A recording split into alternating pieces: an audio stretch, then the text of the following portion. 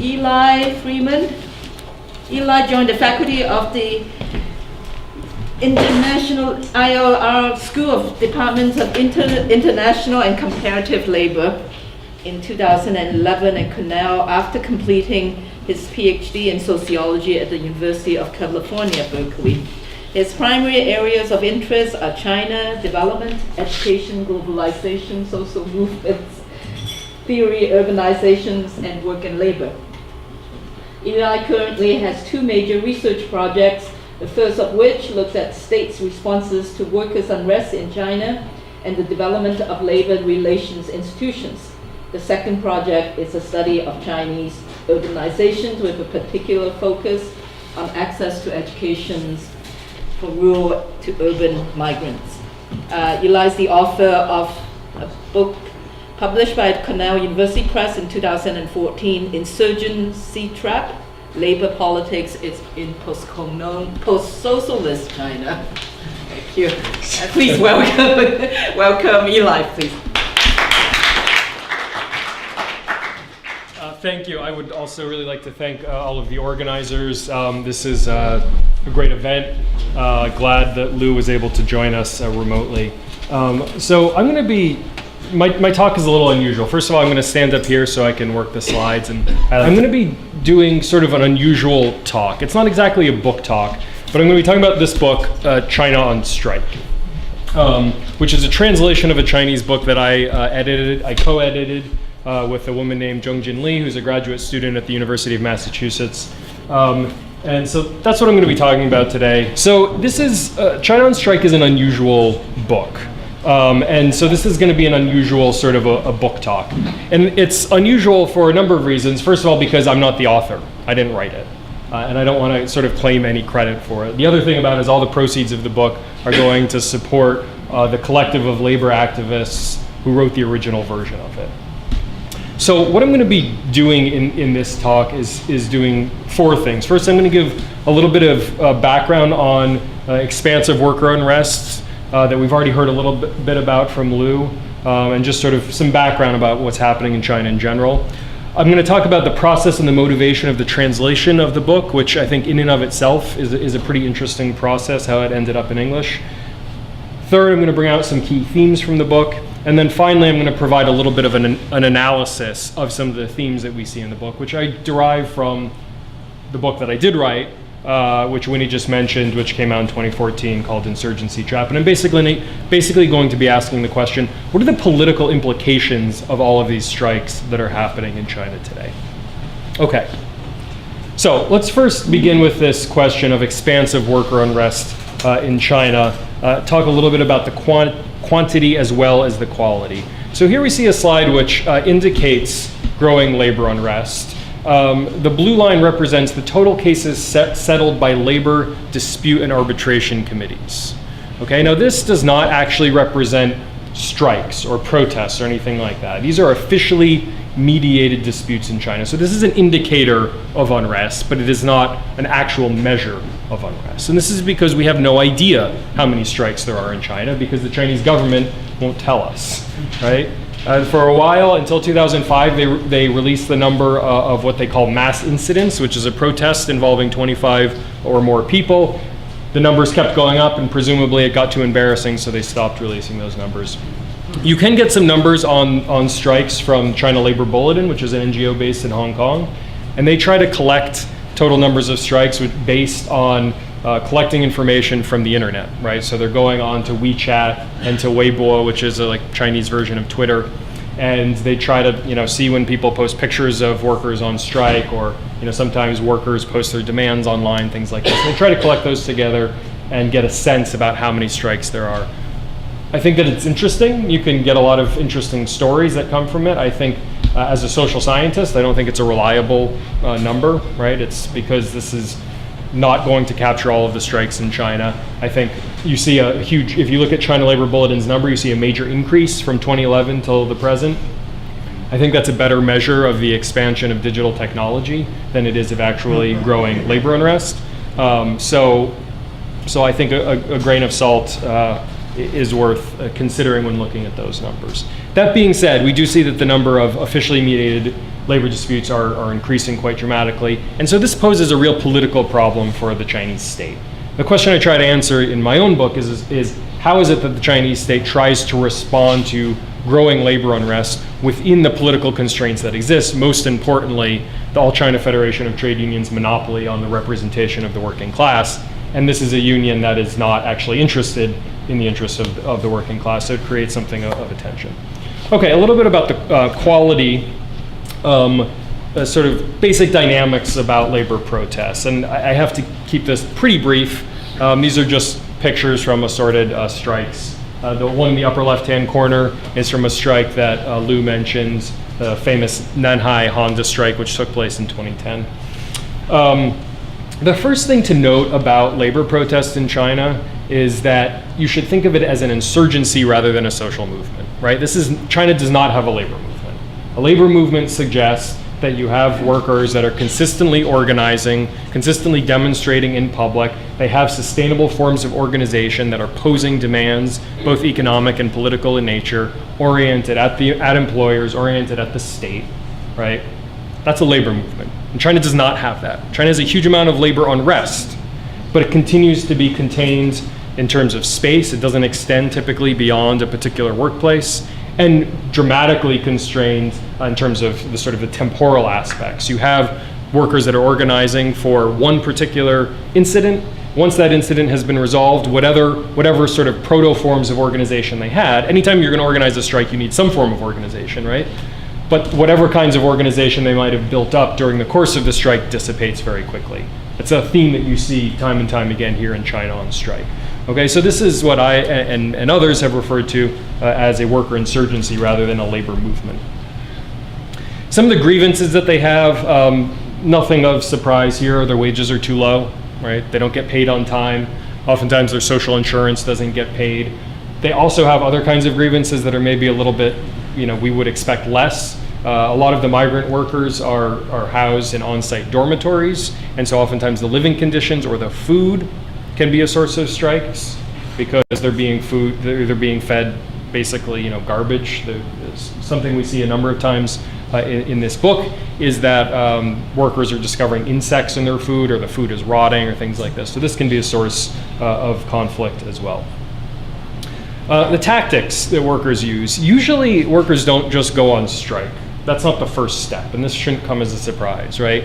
Going on strike is risky for workers in any context. So usually what they do is they go and talk to the manager ignores them. If there's a trade union, they go and talk to the union representative ignores them. They'll go talk to the government will ignore them. And then from there, things begin to escalate. Right? Now, strikes typically begin in particular workplaces. It's anytime you leave the factory grounds, it becomes more dangerous. Right, so strikes are typically constrained, when we're talking about industrial workers anyway, contained to factory grounds. But they oftentimes will leave as well as a way of escalation. Right, so they'll leave factory grounds, they'll go and block roads, cause some sort of disruptions, block railways. They'll go to the government office, they'll march to the government offices and have a sit-in front of the government office. So all these sorts of things. Sometimes there are more radical sorts of tactics, right? You see people using violence, taking their bosses hostage. There's riots. Riots are not super common, but there have been some very sort of major worker riots that have happened in various places in China. So it's a sort of a diverse sort of tactical array.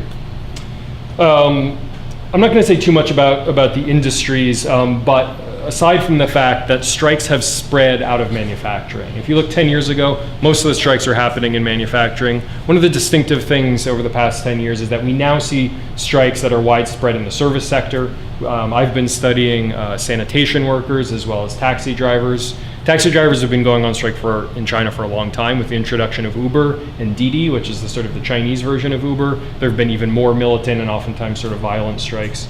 You've seen strikes among port workers, among truck drivers. You've seen strikes among nurses, among teachers, which is another thing that I've been studying. So it's really all kinds of industries and all kinds of regions. Now, the epicenter of worker unrest has been the Pearl River Delta, which is this area just to the north of Hong Kong, and that's the region that this book, China on Strike, focuses on, is in the Pearl River Delta.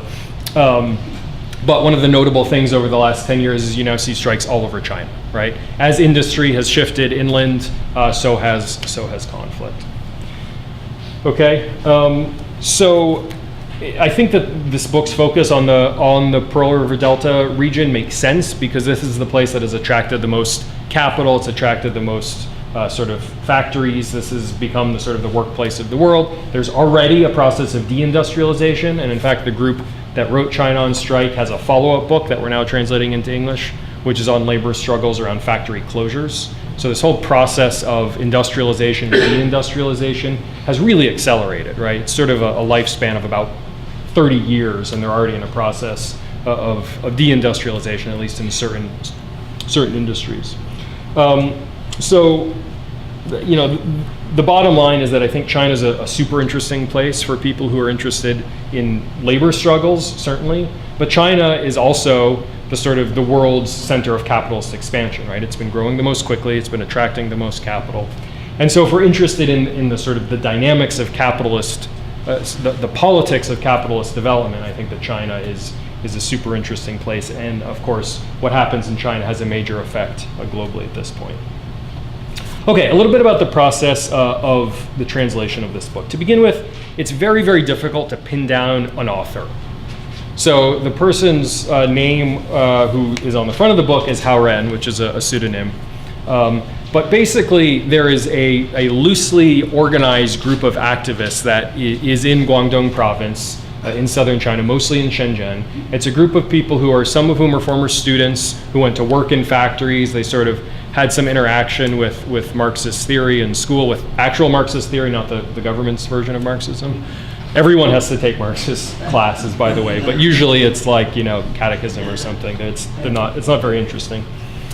So some of those people after graduating university went to work in factories. Other people who had been working in factories that got drawn into their books, and they're not constituted as an NGO. They don't receive money from foundations. It's a very grassroots sort of form of organization, but also very loose, and they don't have anything in the way of resources. And so beginning in 2011, beginning in 2010, 2011, they began interviewing workers. They were all working in factories, and in their time off from work, they would just go and interview workers and ask them about their lives, ask them in particular about their participation in strikes, with an interest in trying to systematize knowledge about workers' participation, what sorts of things work, what sorts of things don't work, with, of course, eventually an eye to propagating some of this. And so they began publishing an underground magazine, publishing it totally on their own. No official publishing house would touch this. And this is this kind of interesting sort of anti-digital trend, right? In a way, putting it up on the internet in China would be more dangerous, right? It would be taken down very quickly. So they're publishing it on paper and passing it out for free in industrial zones. If anyone's interested in these magazines, they're really fascinating. They're only in Chinese, but I have PDFs of them and would be happy to share them. So they were doing this for many years and then decided to compile some of the narratives that they had collected in previous years into a book. And so in 2013, they published the Chinese version of China on Strike. Now, the process of translation was interesting. It was actually initiated by my mother, who is a longtime labor activist based in Vermont. And in 2006, she and my father began teaching part-time at Sun Yat-sen University in Guangzhou. She was basically teaching labor studies and was part of a group that was involved in translation. They were translating materials from English into Chinese, sort of to begin to give people some sense about how labor movements look in other parts of the world. And they were also began translating things from Chinese into English. And I think that this was a really interesting sort of a political act. Translation in China can be sort of subversive, right? The Chinese government is interested in controlling many features of social life, but of course keeping control on discourse is very, very important. So for instance, in China, a socialist country, of course, the ironies are obvious. You're not allowed to talk about exploitation, right? You're not allowed to talk about strikes. in sort of official discourse. You're only allowed to talk about class in the stupidest sorts of ways, right? In a way that doesn't recognize antagonism. And if you have class without antagonism, what are you talking about? Right? So by translating these materials, again, in both directions, this is not just, us foreigners are going to endow Chinese with our knowledge and enlighten them. It was very much a sort of a two-way street. I think that there was some very interesting sort of political content to that, and giving people in China sort of some new categories and some potentially more critical categories for articulating the experience of workers. And now I think some of the sort of we're beginning to see some of the fruition of the things being translated from Chinese into English. The other thing that I think is really interesting is that Haoren and the authors of this book are very internationalist in their perspective, which is pretty unusual, right? China does have a left, but they by and large are pretty nationalist, right? So they'll refer to themselves as Marxists, they'll call themselves socialists, they'll be critical of the Chinese state's basically neoliberal direction beginning with Deng Xiaoping. Right, and call for sort of state ownership of means of productions and things like this. But it is fundamentally a nationalist project for them. They're suspicious of capitalism, not because it leads to exploitation of workers or polarization of wealth or any of these sorts of things. They're suspicious of capitalism because capitalism is from the West, right? And so the United States, American empire can subjugate China via capitalism. I think it's actually maybe the reverse, that China will be subjugating the rest of the world via capitalism, but we'll have to see about that. So the authors of this book are, again, very internationalist in their perspective. They've traveled, they've been in the United States. Actually, we had tried to get them to Canada when they were here on their trip to the US last spring. It didn't work out. They've been to the Philippines. They have a book in Chinese on their experiences in the Philippines and the Filipino labor movement. And so they wanted this thing translated into English because they wanted to be able to use it as a bridge, right? To go to foreign countries and to sort of say, here's a book in English. You can read this. You can learn about what's happening in China. And we're interested in learning about what's going on in your country. So that's some of the background. So 2 years ago, this book, the manuscript ended up on my desk. It had been translated by a very international group of people within China, some people in Europe, Australia, North America, all over the place. But the translation was not very good and required a lot of work. So Zhongjin Li and I sat down and really sort of worked at getting it up to speed and did a lot of the translation over again. And I think that this is truly an amazing book. So I'm gonna read a number of passages just to give you a little bit of sense about sort of what's going on in the book and why I think it's so fantastic. And I can tell you for a fact that there are no other books that present this level of detail about the process, the outcome, as well as the background of strikes in China available in English, really, or Chinese. Right? Because the Chinese version of this book is banned in China. You can't buy it. And anything this good in Chinese would not be allowed to be sold in a bookstore. So it's really the best thing available. There's lots of scholars who are writing about Chinese labor protests, including myself and including Lou, and it's good that we do that. This is the only book that really presents Chinese workers' experiences in their own words. So I want to read you one passage to give you a sense about the awesome level of detail that we have about what's going on in these strikes. The strike took place in June 2002. Xiaolan didn't know anything about it beforehand. It was a Sunday and wages had just been paid. Xiaolan returned to the dorm with her workmates after shopping and heard people talking about going on strike tomorrow.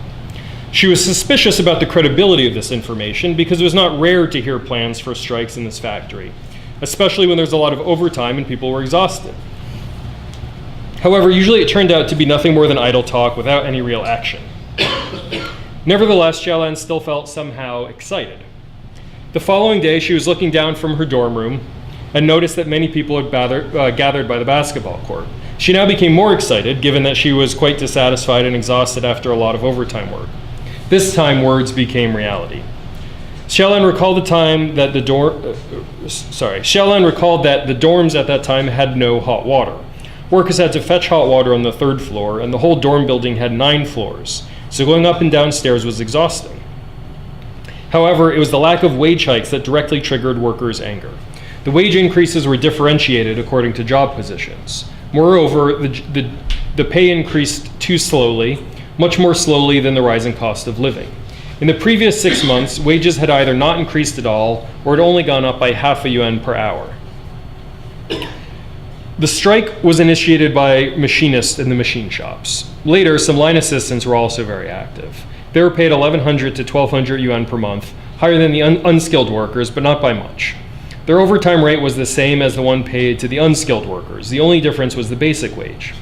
On the eve of the strike, these line assistants printed some leaflets that listed workers' grievances, including low overtime rates, excessive overtime, no hot water in the dorm, poor food in the canteen, and so on.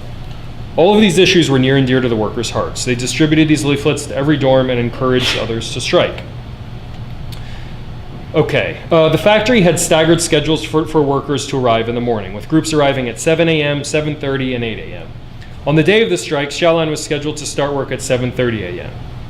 Workers who started at 7 a.m. went to the workshops as usual. The strike leaders and workers scheduled to start at 7:30 all gathered by the basketball court. As time went by, more workers gathered. After seeing the strikers, some workers who had already punched in came out of the workshop to join the throng.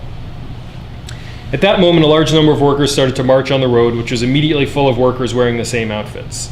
The destination of the march was the Township Labor Bureau. The machinist who led the march walked in front and pulled out a banner, but Xiaolan could not recall what it said. Xiaolan said that there were many strikes in Shenzhen at the time, especially in foreign-funded electronics factories. Prior to the strike in her factory, 2 strikes already took place in the neighboring factories, and it was popular among strikers to march in public. Xiaolan also followed the march, but she was not sure where the Labor Bureau was located or what would happen next. Some police came to ask where the workers were headed, and they responded to the Labor Bureau. The police pointed workers in the wrong direction, but workers unanimously ignored them. I'm going to read one more paragraph. The whole march had 2,000 to 3,000 participants. As the march came upon an industrial park, a large number of traffic police, public security officers, and riot police were called out to encircle the workers and block all the road entrance and exits.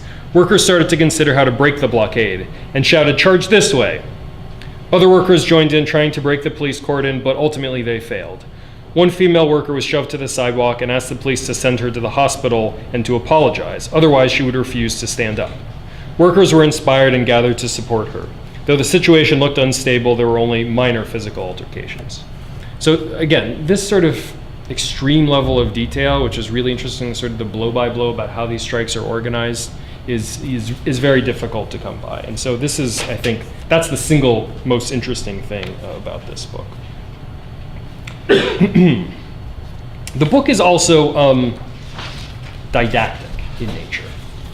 And one of the things that they do is they'll frequently sort of talk about things that you might expect during the course of the strike, various tricks that bosses might use, various things that the government might say when they come to try to break up a strike or try to negotiate, various ways that either the government or the employer might try to co-opt your representatives. There's even a thing, there's a worker who had this very interesting experience of working as a sort of a part-time police officer. China has this very sort of complicated setup where they have regular police, but then they have the sort of the contingent police workforce where they just hire migrant workers to come on in sort of a temporary basis. And he was talking about his experience working as a cop to break strikes and was talking about what the perspective looks like from the police's standpoint. And he was saying, well, if you look at police badges, you can tell who are the real cops and who are the pretend cops. And you don't have to worry about the pretend cops because they're probably kind of on your side. Now, I want to bring out a few themes about what this book teaches us in general about strikes in China. And the first is this, and I'm sorry to be the bearer of bad news, but workers in China are not politically radical. They're not politically radical. Typically, when you talk to workers, they just say that they want their rights enforced. They want to be paid on time, and they want to get their benefits paid. Right? This is normally what people say. I'm just going to read one short passage, which was talking about something that had happened in a bankrupt factory. At the time, This is sort of after the factory had shut down and they're in a struggle about compensation. At the time, some older employees suggested that the workers should take over the machines and start production by themselves. Of course, it would be the older workers who would have this idea, right? Because they have some memory of state socialism. Everybody thought that sounded like a fantasy. And the workers said, the suppliers have not received their money. The factory is in a mound of debt. How could we get it off the ground? Right? So this kind of idea about let's run the factory ourselves is seen as more or less as fantasy. There's an interesting movie called DreamWorks China, which you can actually watch the entire thing online. It was made by some Italian filmmakers, where they just interview Foxconn workers and they sort of say, what are your aspirations, right? None of them say, communist utopia, which is, that's not surprising. But one of the things that they say that I think is disappointing to a lot of labor activists is they say, I want to start a small business. Basically, I want to be an entrepreneur. Which I think is, in a way disappointing politically, but I think it's also reasonable, right? I mean, if you went to them and you say, well, you should want to uphold the proletariat and the working class, well, their experience of being the working class is terrible because they work at Foxconn, right? They don't want to do that. And so I think that there's a way to read this as a sort of a desire for autonomy. Now, it creates a real problem, right? If you can't get the working class to identify as such, how are they going to do anything to change their position? I think it presents some real problem. But this is, I think, empirically basically what's going on. So workers are not radical, but they are willing to take radical action. And all kinds of things that seem completely crazy from the perspective, certainly of American workers, seem totally normal, right? So we have all of these workers in this book talking about blockading highways. That's just something that happens pretty frequently. Going on strike, right? So we know that there are thousands and potentially tens of thousands of strikes that are happening in China every year. Every single one of those strikes is a wildcat strike. There's no such thing as a legal strike in China.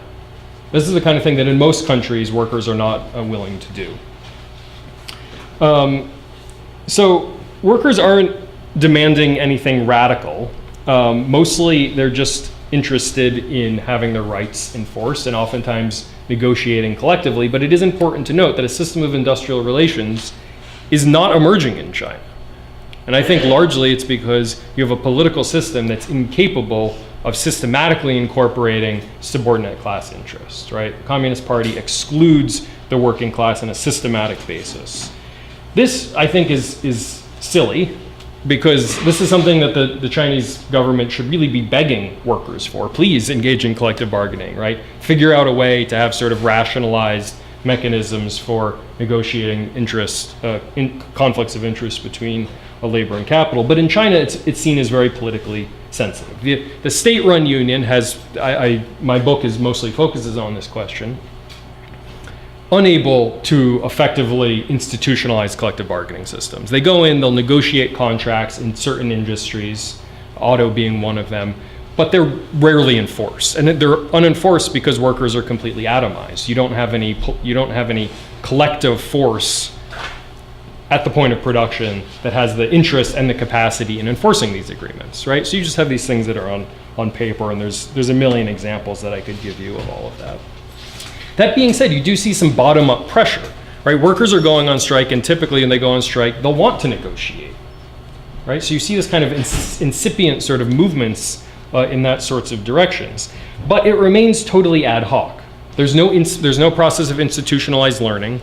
As I mentioned, when you get these strikes, shortly thereafter, the workers usually sort of dissipate. So one of the consequences of this is that you have all of these strikes without representatives. Workers go on strike, and of course the first thing that happens when workers are on strike is that the government and employers will come to them and they'll say, okay, what do you want, right? And they'll say, pay us, and they'll say, fine, select some representatives and we'll take them up into our boardroom and we can negotiate, right? Chinese workers don't want to do that because it's very dangerous, right? If you're going to be the one representative, you can either be co-opted, or you can be thrown in jail, or you can be fired, you can be intimidated in all sorts of ways, and you don't have any legal protections. So this presents a real sort of dilemma. One of the outcomes of this lack of an institutionalization of any system of collective bargaining or industrial relations is that you have recurrent violence, right? Because these institutions are incapable of of mediating these sorts of conflicts. You see the regular, in this book and elsewhere, you see the regular appearance of organized crime, where either the employers or the government will call in sort of mafia-like groups to break the strikes. That famous Nanhai strike that I mentioned as well, that Lou also mentioned in 2010, the union actually organized a group of sort of local thugs to go in and beat up the workers to try to get them to go back to work. There are some curious things, I think, in this book, at least from a foreign perspective. And one of the things that I think is quite interesting is that when the workers are talking about why they want to go on strike or what their experience of being on strike was, they talk about the wages, but they also talk about it being for fun, which I think is interesting. So I'm just going to read you a short little passage. This said, while pressure on strike leaders is relatively intense and hard to evade, ordinary participants feel both pressure, fear of retaliation or being fired, but also excitement.